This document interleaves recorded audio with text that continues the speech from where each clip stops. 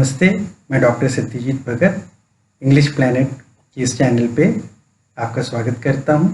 आज हम देखेंगे कि अंग्रेज़ी के कुछ नए शब्द हैं जो बात करने के तरीके का पार्ट 3 के अंतर्गत हम लोग सीखेंगे। तो आपके सामने ही डिस्प्लेड है और आज हम लोग केवल इसी पर कंसंट्रेट करेंगे कि टैसीटर्न। अगर आपने पिछला हमारा धारावाहिक देखा होगा पार्ट 1 में हम लोगों ने बहुत सारे शब्द जो हैं बोलने के तरीकों के ऊपर डिस्कस किया है। उनमें से एक है टैसीटर्न, यानी कि वैसे लोग जो थोड़ा सा कम बोलना पसंद करते हैं, अवॉइड करते हैं लोगों से बात करना या मिलने का। तो मैंने सोचा कि चलो कुछ ऐसे मिलते जुलते शब्द हैं और उनको हम यूज़ करते हैं। तो जब ना आपके पास भाव हो, उस तरह का चीज़ें हों और आपको लगे कि एक शब्द के बदले दूसरे शब्द से अपनी अभिव्यक्ति कितने अच्छे तरीके से कर सकते हैं, अपनी बातों को कैसे दूसरों को समझा सकते हैं, तो आइए आज हम उसी ये कुछ शब्द हैं आपके सामने। तो पहला वाला टैसीटर्न आप देख रहे होंगे, आपके सामने डिस्प्लेड है, TACITURN। हमने पिछले सीरीज में भी देखा था। अगर आपने वो वाला हमारा वीडियो नहीं देखा है तो मैं ज़रूर कहूँगा कि आप जा करके देखिए। टैसीटर्न ही नहीं, वैसे बहुत सारे ऐसे शब्द हैं जो बिल्कुल नए हैं और आपके कंपटीशन में ही काम आएंगे और डे टू डे लाइफ में भी काम आएंगे। तो डे टू डे लाइफ आपके लिए ज़्यादा ज़रूरी है। Competition is a part and parcel of life. कुछ समय तक के लिए वो आपको परेशान करता है, जब तक कि आप स्पेसिफिकली जॉब नहीं ले लेते। उसके बाद तो आपको कंपटीशन से कोई लेना देना ही नहीं रह जाता है। फिर तो हमारा जीवन ही कंपटीशन है और इससे आपको फाइट करनी है या इससे गुजरना है। तो उसमें भी आपको अंग्रेज़ी अगर आपकी अच्छी है तो आप बहुत सारी चीज़ों को हासिल कर सकते हैं, बहुत सारे लोगों से मिल सकते हैं, बातें कर सकते हैं, अपनी चीज़ों को एक्सप्रेस कर सकते हैं, बोल के भी और लिख करके भी। तो टैसीटर्न के बाद जो हमने दूसरा शब्द लिया हुआ है वो है साइलेंट।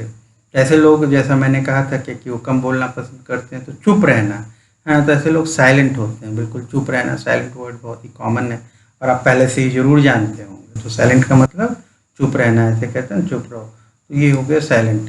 तीसरा वर्ड जो हमने उसी सीरीज में लिया है अनकम्युनिकेटिव। कम्युनिकेशन का मतलब क्या हो जाता है? वार्तालाप। जब वो वार्तालाप नहीं करना चाहते हैं या बातचीत नहीं करना चाहते हैं या कम करना चाहते हैं तो उनको कहते हैं अनकम्युनिकेटिव। ऐसे लोग कैसे होते हैं? अनकम्युनिकेटिव होते हैं, बात नहीं करेंगे, बहुत ज़्यादा बोलेंगे नहीं।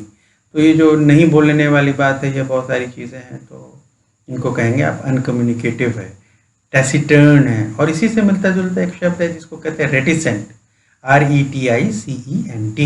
रेटिसेंट का भी मतलब वही हो जाता है ना, वो मतलब अवॉइड करते हैं बात। अवॉइड करने का मतलब बात ही नहीं करना पसंद करेंगे और वो हट जाते हैं वहाँ से। नहीं भी हटे तो कम से कम आपके ऊपर ध्यान नहीं देंगे। उनका फेशियल एक्सप्रेशन ऐसा रहेगा कि लगेगा आप उनका समय बर्बाद कर रहे हो। ऐसे लोगों को कहते हैं रेटिसेंट, है ना। उनके बिहेवियर को भी हम रेटिसेंट बिहेवियर। अगला चीज़ जो हमने रखा है इस पूरे लिस्ट में उसको कहते हैं रिजर्व्ड। ऐसे लोग होते हैं, आपने देखा होगा, फ्री मतलब ग्रुप में भी आप जाएंगे तो वो थोड़ा सा एक साइड में रहेंगे या कहीं किनारे में रहेंगे या कोने में रहेंगे और दूसरे लोगों को देखेंगे। और अगर उनके ना बॉडी एक्सप्रेशन को भी देखिएगा तो हाथ मुड़ा हुआ रहता है या इस तरह का जॉइंट्स में भी रहेगा। हाथ ही फोल्डेड नहीं रहते हैं, बहुत बार आप देखिएगा they are cross legged also. और बहुत बार तो अगर चेयर में बैठे हुए हैं तो डक कर लेंगे। डक करने का मतलब पैर को पीछे की तरफ दबा करके उसे छुपा के रखेंगे। तो दे ट्राई टू हाइड। इतना साइकोलॉजिकल फैक्टर्स हैं, उनको लगता है कि नहीं, ऐसा करने से वो दूसरों की नज़र से बच रहे हैं। अगर कोई देखना भी चाहेगा तो वो दूसरी तरफ देखने लगेंगे या नीचे देखने लगेंगे, आसमान की तरफ देखने लगेंगे। तो ऐसे लोगों को कहते हैं रिजर्व्ड हैं। अगला चीज़ जो हमने इसी के साथ लिया हुआ है सीक्रेटिव। अब सीक्रेटिव रिजर्व्ड हैं, लेकिन ये क्या होता है कि अपनी चीज़ों का ना कुछ छुपाते हैं। उनको नहीं लगता है कि ये सारी बातें बतानी चाहिए, किसी को बोलना चाहिए। तो वो कुछ ना कुछ चीज़ जो है उनके साथ है कि आपको लगेगा कि ये जो है बताना नहीं चाहता या बताना नहीं चाहती। आप पूछिएगा भी, जिसको अपने भाषा में कहेंगे कि आपको उसको खोदने की भी कोशिश कीजिएगा तो वो नहीं बताएगा या नहीं बताएगी।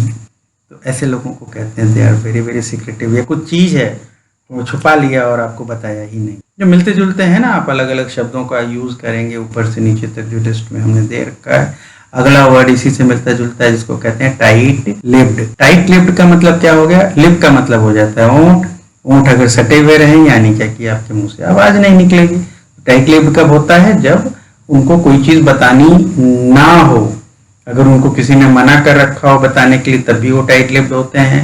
अपने मन में भी ठान रखा है कि मुझे नहीं बताना है किसी को, चाहे वो लड़की हो या लड़का हो, तो उसको कहते हैं। ऐसे लोग आपके पास आसपास भी होंगे, घर में भी हो सकता है। अगला इस लिस्ट में और लास्ट वाला जो आज के लिए हमने रखा है, उसको कहते हैं क्लोज माउथ। क्लोज का मतलब बंद, माउथ का मतलब मुंह होता है।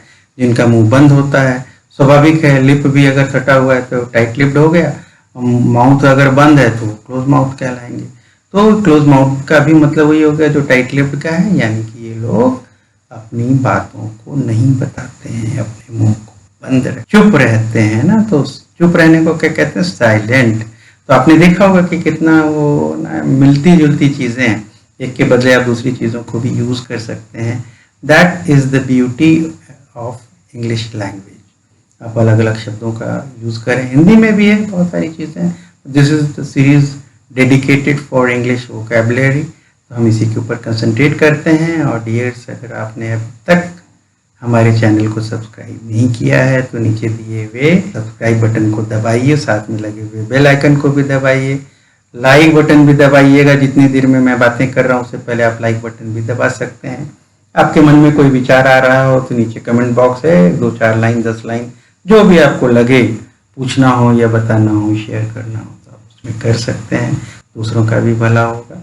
मैं जरूर पढ़ता हूँ और समय आने पर जवाब भी देता हूँ जहाँ तक आवश्यक हो पाता। और लास्ट में मैं कहूँगा कि शेयर कीजिए। नॉलेज शेयर करने से बढ़ता है। हो सकता है आपने 5 चीजें शेयर की, कम से कम वो 2 ही चीज शेयर करेगा या करेगी, जरूर करेगा। वो नहीं करेगा तो कोई ना कोई करेगा। आपने 100 लोगों के बीच में शेयर किया, 5-10 तो ऐसे होंगे कि उनको भी लगेगा यार मेरे को भी शेयर कर देनी चाहिए।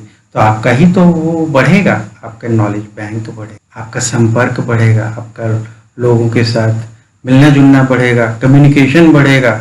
और यही दुनिया है। आपके जितने सारे मित्र होंगे, आप मित्रों से जाने जाते हैं। मित्र वो नहीं व्हाट्सएप वाले ग्रुप में और फेसबुक वाले ग्रुप में हजारों लाखों हैं, जब जरूरत पड़े तो एक भी नहीं दिखाई देता है, ये दिखाई देती है। वैसे मित्रों से थोड़ा दूरी बना करके रखिए, ना बनाए। अभी तक के लिए इतना ही। जय हिंद।